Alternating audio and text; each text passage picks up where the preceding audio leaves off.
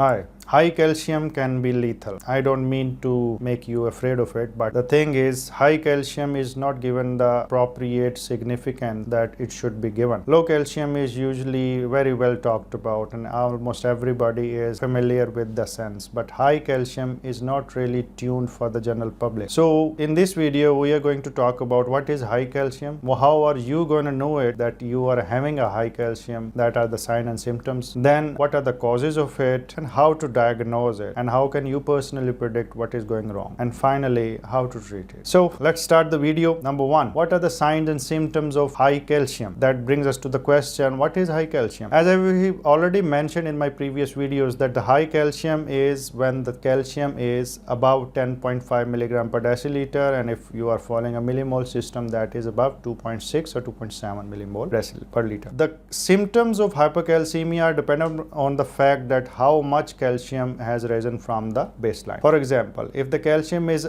let's say up to 12 or 3 millimole, in that case, if the calcium has risen over the period of weeks and months slowly, generally the symptoms are not that severe because the body has time to get familiar to the new situation. Acclimatization is there. In that case, the symptoms are not that bad. But if it develops over the period of a few days or weeks at maximum, in that case the symptoms can be there. That may be like nausea, vomiting, constipation. And once the calcium is above 12 and below 14, the usual symptoms are polydipsia. One feels a lot of thirst, feels like drinking a lot of water, and hence he or she is pouring out a lot of urine. That is called polyuria. So there is increase in the urine production and there is increase in water intake. Along with that, there may be abdominal pain, and there is also association of psychiatric symptoms associated with high calcium. This is, we call it psychiatric overtones, because the patient is not really himself sometimes. There are personality changes, patient talks irrelevant or not, he is not talking sense most of the time if the calcium is getting 14 or above. There is problem of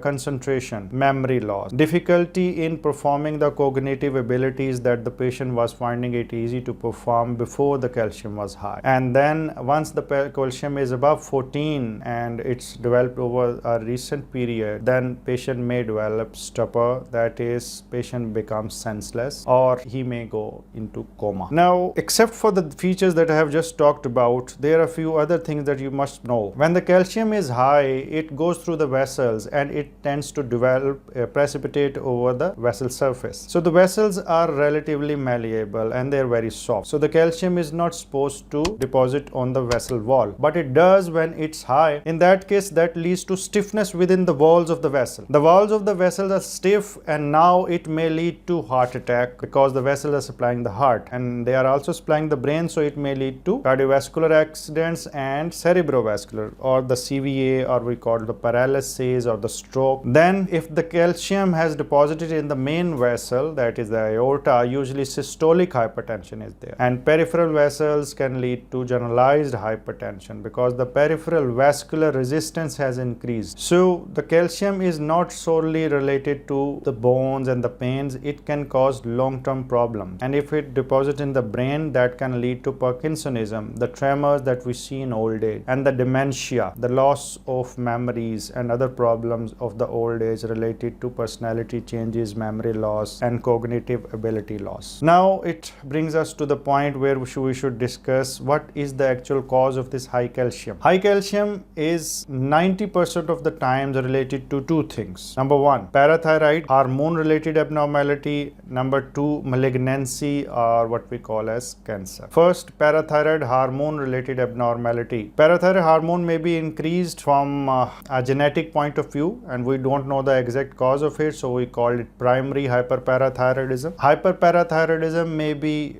tertiary, that is secondary to prolonged stimulus that is caused high phosphate and low calcium. High phosphate and low calcium leads to increased stimulation of parathyroid hormone, and there comes a point when the parathyroid hormone stops to respond to the low calcium and it brings the calcium towards the higher side and it doesn't go down. So we call it tertiary. That happens in renal failure, the patients of kidney disease having a rise in creatinine and the urea, or the bun we call it. The patients on dialysis, they know it very well, they have heard about parathyroid hormone, and they have to be checked for the parathyroid hormone abnormality every now and then. Next thing is malignancy. Malignancy or the cancer. There are three main reasons for high calcium in malignancy or cancer. Number one, high vitamin D that is being made by lymphoma cells and number of other cells. Then there may be parathyroid hormone related peptide, a hormone that is made similar to parathyroid hormone. It goes and performs the same function, but it's not produced by the parathyroid gland, it's produced by that neoplasm or the cancer that the patient has. So it leads to high calcium. The third thing is the cancer, it metastasizes and it spreads to the local tissue as well as to the bones. And when it reaches the bones, it leads to release of calcium. That leads to a high calcium within the vessels and the blood. So these are the main three reasons in malignancy or the cancer. The next thing is vitamin D intoxication. Vitamin D intoxication is a simple name of the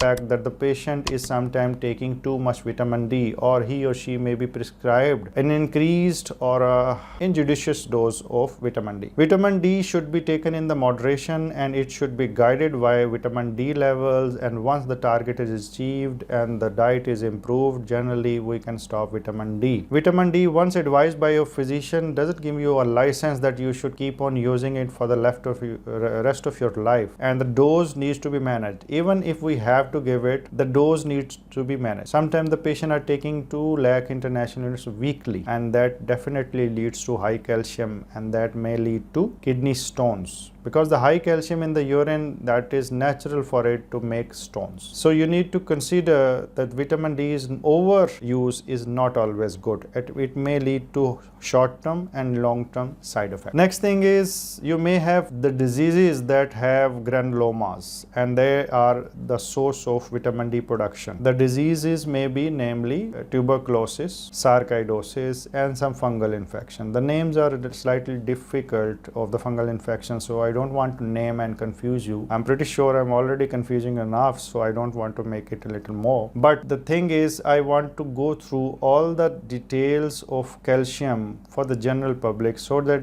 they are sensitized that, God forbid, if anyone of you or of your family has high calcium, he has some clue what are the things that I should be looking for. Next thing is medication. The diuretics that are given for the release of swelling, increased urination, the drugs are called diuretic, and in those diuretic, thiazide diuretic, hydrochlorothiazide, indapamide are the drugs which are usually culprits for high calcium, but generally the high calcium is not too much. Then a drug lithium is used for the psychiatric purposes, for psychosis, and it can lead to high calcium. Along with that, there is a drug called thiograde, and that may lead to high calcium. Vitamin E is sometimes taken in too much quantity, and that can also lead to high calcium. In some other causes, there are some other hormonal abnormalities which not always but sometimes lead to high calcium, like hyperthyroidism. Thyroid hormone overstimulates and overproduces its hormone, and it leads to high calcium. Then there is a hormonal abnormality in which growth hormone increases, and that leads to broadening of your hands,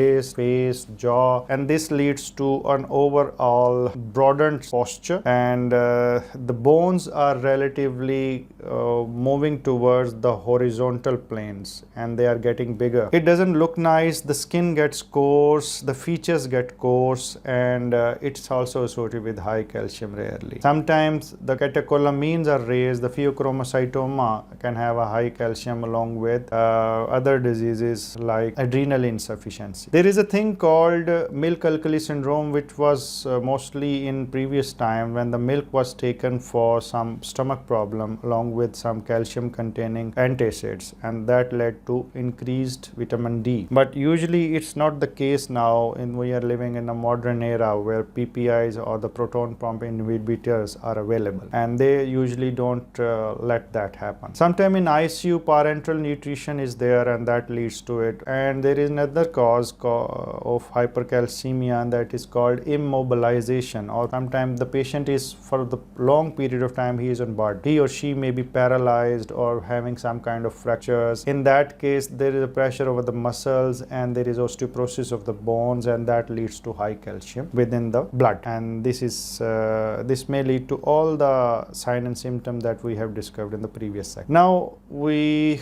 come to the stage of diagnosis. How are we going to diagnose that so many things that can cause high calcium? Which one is the actual cause in our patient? The thing is, nothing substitutes for a good history and a clinical examination. So you need to be checked by a proper physician who is familiar with the cases of hypercalcemia or the rise in calcium. And then we may subject to some tests, and 3 tests are essential for the proper assessment of hypercalcemia. One is parathyroid hormone, number 2 is vitamin D, and number 3 is serum albumin. We need to get a corrected calcium, and free calcium should also be available with that. From here on, it depends upon the patient history and the clues that what further investigation we offer. We may go for chest x-ray, we may go for test for malignancy. If we are not coming up with the answer, we may go for bone scan to look for any metastasis. We may go for sarcoidosis, tuberculosis screen. And to add to that, all the hormonal problems that I previously mentioned, they need to be investigated once we are not able to reach a conclusive diagnosis. Then what is the treatment now? Treatment of hypercalcemia is directed towards the actual cause. The empirical treatment is generally not recommended, but generally we have to admit the patient, we have to give some fluids along with that. Furosemide may have to be given, but the actual cause of hypercalcemia needs to be treated simultaneously when we are giving a rescue therapy that I just mentioned. That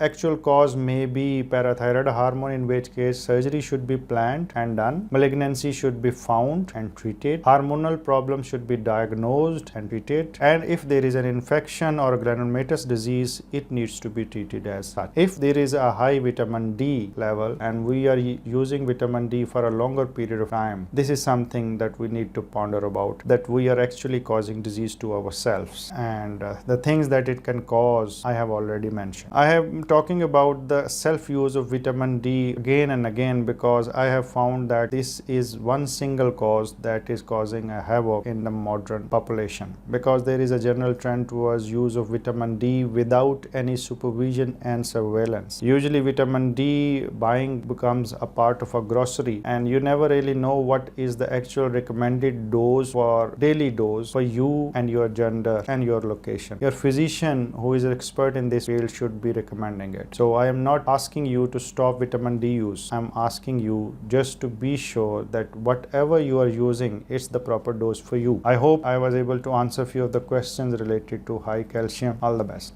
Thank you.